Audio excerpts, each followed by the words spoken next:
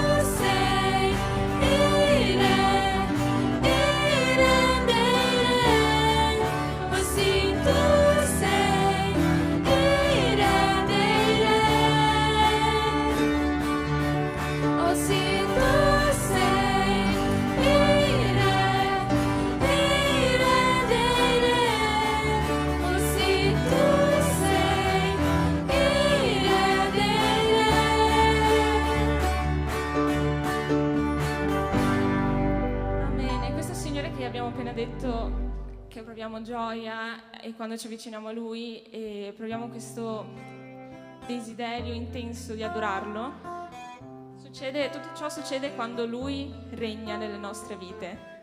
Ora, penso nel corso della nostra vita ognuno di noi capisce in modo personale cosa vuol dire far regnare Dio nelle proprie vite, e vi avviso, non sarà facile, sarà doloroso, sarà pieno di prove, di momenti in cui magari penserete di non farcela, ma tranquilli, perché tutto ciò lo passerete insieme a Dio e Lui non vi abbandonerà mai in tutto questo processo. Quindi pensate che voi siete là a provare cose che non sono più grandi di quelle che potete sopportare, più grandi di quello che sono solo più grandi di quello che la vostra umanità può sconfiggere, perché non è cosa che dovete sconfiggere da soli, ma con Dio. Ok, quindi evochiamo il Signore questa sera con la prossima canzone, chiediamogli di regnare nelle nostre vite.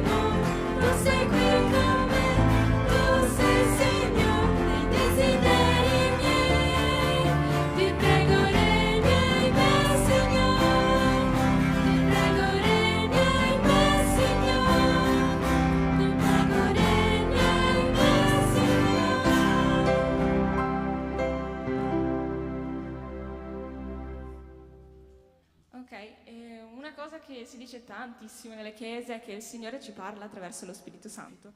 E vi dico che lo Spirito Santo fa molto di più di questo. Cioè non è un semplice parlare, tipo ehi Vittoria, lo sai che quella cosa che hai fatto è sbagliata? Ehi Giulia, lo sai che questa cosa che stai facendo, wow, ok, gloria a quello che stai facendo per il regno di Dio. È molto di più di questo, è molto... io penso che, non so esattamente come descriverlo, ma penso che uno dei modi migliori è che lo Spirito Santo tocca nella tua intimità, di identità, di persona. Lui va proprio fino in fondo nel tuo essere, ti tocca là e ti dice ehi guarda, e è una cosa intensa.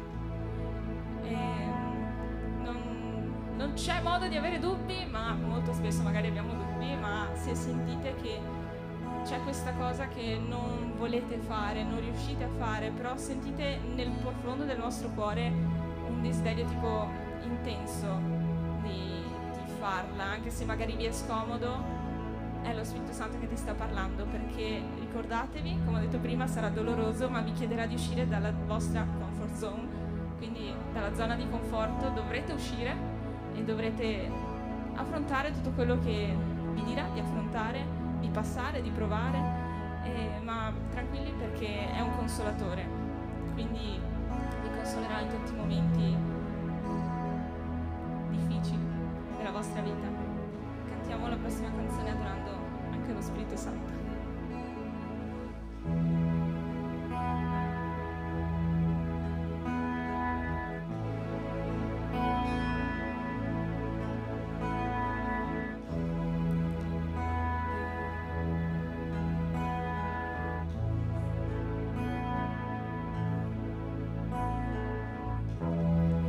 Nulla che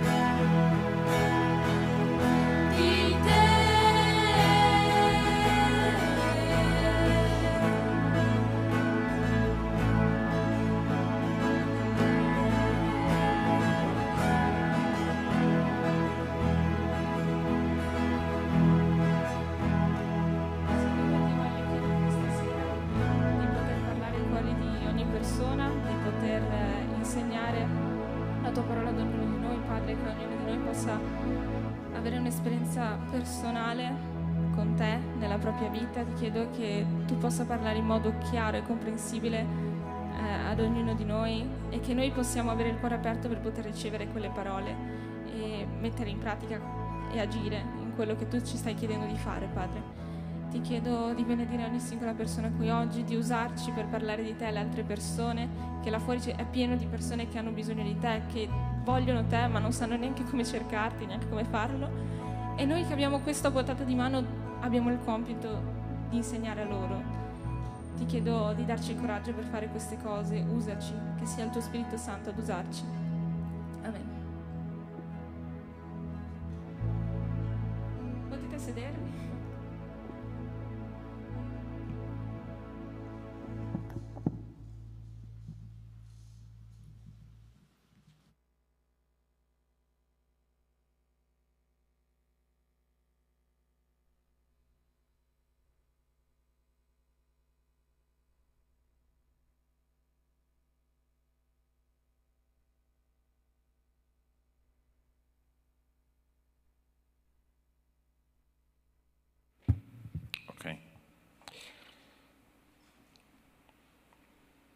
C'era Gesù che stava passando per delle città e dei villaggi e una persona gli ha chiesto: Signore, sono pochi i salvati? Ed egli disse loro: sforzatevi di entrare per la porta stretta, perché io vi dico che molti cercheranno di entrare e non potranno. Allora, di quale categoria fai parte tu? Tu sei uno di quelli che entrerà nella porta della salvezza oppure rimarrai fuori? Gesù ci dà una proposta, ci fa una proposta questa sera, perché quella parola lì è molto interessante, quando dice sforzatevi di entrare per la porta stretta. E la parola, se andiamo avanti,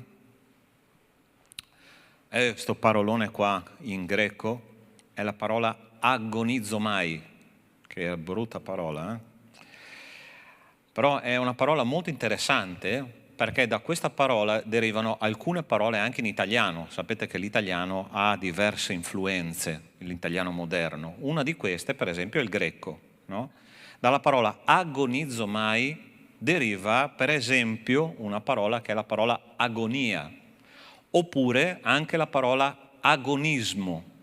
A tutti gli effetti Gesù voleva dire questo: per entrare nella porta stretta io devo fare agonismo, ossia entrare in una lotta, devo lottare contro qualcosa. E questa sera vedremo proprio cosa significa lottare, andare in agonismo contro qualcosa per poter entrare nella salvezza.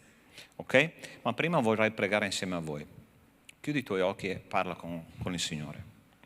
Nostro Dio, nostro Padre, io sono qua per chiederti che tu possa benedire questo momento, Signore, di predica della tua parola, e ti chiedo, Signore, che i nostri ragazzi possano intendere chiaramente quello che noi diremo, e soprattutto, Signore, che il seme che noi metteremo nei loro cuori possa rimanere e non essere mai portato via, nel nome di Cristo Gesù. Amen. Allora, la prima cosa contro cui dobbiamo lottare è sicuramente l'indipendenza. Allora, che cos'è l'indipendenza? Oggi noi, nella nostra società moderna, ci dicono che l'indipendenza è una cosa positiva, ma finché si tratta dell'indipendenza economica, dell'indipendenza personale, questo va bene, non c'è nessun problema. Ma c'è un'indipendenza spirituale che noi dobbiamo affrontare. Allora, non so se vi ricordate che cosa è successo là nel giardino dell'Eden.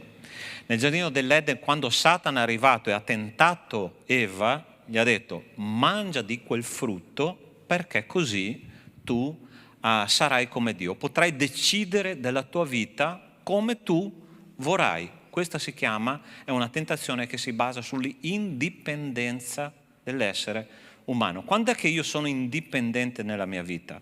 Esattamente quando io cerco di fare le cose di ogni giorno senza coinvolgere l'opinione di Dio. Ok? Quando io faccio le cose senza coinvolgere Dio nella mia giornata, allora io mi rendo indipendente da Lui. C'è una cosa interessante che Gesù ha detto mentre Lui era qua in vita sulla terra, e dice nel Vangelo di Giovanni capitolo 5 versetto 30: io non posso fare nulla da me stesso. Come odo giudico, e il mio giudizio è giusto, perché cerco non la mia propria volontà, ma la volontà di colui che mi ha mandato.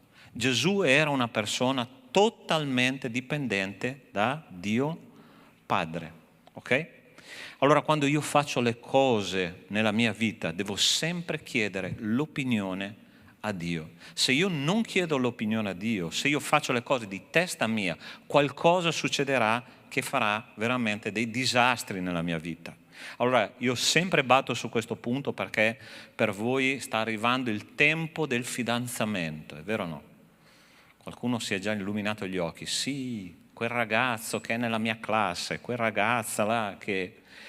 Chiedete l'opinione a Dio, perché Dio ha il meglio per voi e Lui vuole che voi passiate una vita piena di soddisfazione, non essendo indipendenti. Noi dobbiamo dipendere totalmente dall'opinione di Dio. Quindi la prima cosa contro cui noi dobbiamo entrare in combattimento, in agonismo, è l'indipendenza. Chiedi sempre l'opinione a Dio, che Lui ha il meglio per ciascuno di noi. La seconda cosa contro cui noi dobbiamo andare a combattere per entrare nella porta stretta è la tiepidezza. Allora ti faccio una domanda che non devi rispondermi adesso, ok? Perché tu sei qua oggi? Perché tu sei qua oggi? Perché ti mandano i genitori? Perché sei interessato di Dio, perché ti piace l'ambiente, perché ci sono dei tuoi amici, qualche motivazione tu devi avere dentro nel tuo cuore, oppure perché è anche un'abitudine andare in chiesa, no? Ma nessuna di tutte queste giustificazioni è la cosa corretta, perché? Perché non viene da un cuore caldo per le cose di Dio. Quando io mi interesso delle cose di Dio ho entusiasmo. Allora ti faccio una domanda. Per cosa il tuo cuore si entusiasma? Per cosa il tuo cuore arde? Per cosa il tuo cuore desidera di spendere tempo con una persona, con un gioco elettronico, con il telefonino, con il cellulare, con il computer, con qualsiasi altra cosa? Ma con Dio tu hai entusiasmo veramente di stare, di camminare con Lui, perché altrimenti ti ricordi che cosa abbiamo detto all'inizio? Che tu cercherai di entrare per la porta, ma non potrai entrare. Perché? Perché non hai combattuto la tiepidezza. Hai mai bevuto una bevanda tiepida? Una bevanda tiepida non ha tanto sapore, un caffè tiepido non ha tanto sapore, un tè tiepido non ha tanto sapore. Anche noi esseri umani, quando siamo tiepidi, non abbiamo sapore delle cose di Dio. E il Signore ci dice nella ultima lettera dell'Apocalisse, dice così: io conosco le tue opere. Tu prova a pensare adesso questa affermazione come se fosse per te, come Dio sta parlando esattamente con te, ok? E dice: io conosco le tue opere, che non sei né freddo né fervente. Ti consiglio di comprare da me dell'oro purificato col fuoco per arricchirti e delle vesti bianche per vestirti, perché non appaia la vergogna della tua nudità, e del collirio per ungerti gli occhi. Allora questa non è una cura medica, il Signore sta semplicemente dicendo: apri i tuoi occhi, comincia a pulire la tua vita, mettiti un abito bianco, comincia a coinvolgermi nella tua vita per provare quell'entusiasmo che forse provavi tanto tempo fa e adesso non stai provando più. Il Signore dice: io sono qua in mezzo a voi. Tu sai che il Signore Gesù è qua in mezzo a noi, no? Perché la parola di Dio dice che dove 2 o 3 si riuniscono nel suo nome, Lui è lì in mezzo a loro. Quindi prova a girarti dietro, davanti, dove c'è la seggiola vuota, lì c'è lo Spirito Santo. e tu sai che Lui vuole avere un rapporto personale con te. Io e te dobbiamo avere un cuore caldo, perché se non abbiamo un cuore caldo siamo tiepidi. Il Signore non potrà farci entrare per quella porta di salvezza che Lui ha preparato per ciascuno di noi. E ultima cosa contro cui dobbiamo combattere, entrare in un agonismo, è lottare contro l'incredulità. Allora, che cos'è la fede? Quando noi abbiamo una convinzione, ok? Io sono convinto che ho studiato e arrivo a scuola, ho studiato tantissimo e prenderò quel voto perché veramente sono cosciente delle mie possibilità, giusto? Poi arrivi là e il voto è dimezzato e allora cosa si fa? Si dà la colpa al professore, chissà cosa pretende quel professore, giusto? Ma il Signore dice, quando io ho una convinzione, io ho una fede. La fede è certezza di cose che si sperano, dimostrazione di cose che non si vedono. E la cosa è molto interessante perché veramente la fede si basa su qualcosa che ancora tu non hai. Sai che Gesù a un certo punto è passato per una città e dice così la parola di Dio, che lì a causa della loro incredulità non fece molte opere potenti. Pastore, ma io non vedo che Gesù fa tante cose nella mia vita, come posso credere? Sai una cosa, Gesù vorrebbe fare tante cose nella nostra vita e tante cose potenti, in modo che tu lo riconosca ogni giorno della tua vita, che Lui è lì insieme a te e sta facendo delle cose insieme a te e ti risponde alle tue preghiere.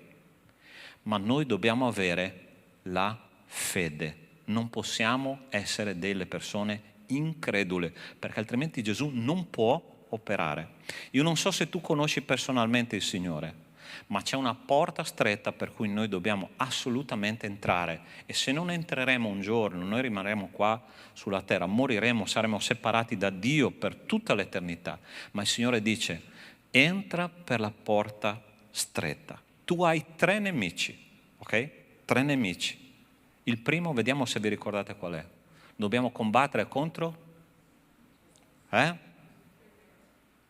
Alzate la voce. L'indipendenza, dobbiamo dipendere da Dio, sentire ogni giorno la sua opinione. Secondo punto, dobbiamo combattere contro che cosa? La tiepidezza. Dobbiamo avere un cuore caldo per le cose di Dio, entusiasmo per le cose di Dio. E terza cosa, dobbiamo combattere contro l'incredulità, ossia dobbiamo avere fede in quello che Dio dice, in modo che Dio possa manifestarsi nelle nostre vite e in modo che Lui possa farsi conoscere a noi. Se noi conosciamo Dio, noi entreremo, busseremo per quella porta, entreremo per quella porta e saremo con Lui per l'eternità, godendo di tutto quello che Lui ha in mente per ciascuno di noi. Non solo per l'eternità, ma anche per questa vita, perché in questa vita Dio vuol darci il meglio, ma tante volte Dio non ci può dare il meglio perché la cosa dipende da noi. Ok? Che il Signore ci benedica. Io vorrei fare una preghiera di chiusura, vi chiedo di alzarvi in piedi e preghiamo che adesso chi andrà di là a studiare la parola di Dio, il gruppo giovani e giovani più, adolescenti, possa discutere su questi temi e cercare di aumentare la nostra fede. Ok? Chiudi i tuoi occhi, è un momento di preghiera col Signore.